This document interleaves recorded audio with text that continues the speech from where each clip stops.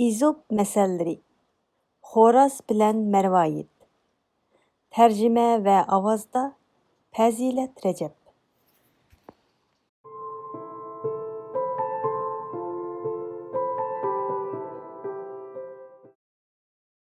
Bir xoraz dehqançılıq meydanında mikyallar arasında ketiyotqanida tuyuqsiz samanlar arasında parqırab turgan bir narsani bayqab qaldı. Qoq, bu mening, deb tovladi xo'roz va darhol uni samanlar arasidan cho'qib chiqardi.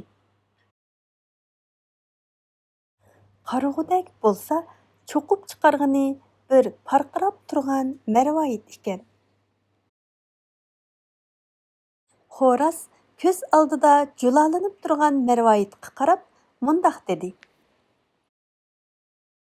Sen balkim insonlar uchun bir esil xazina bo'lishing mumkin. Ammo men uchun bir tog'or Marvoyitdan bir tal arpuqunaq afzal.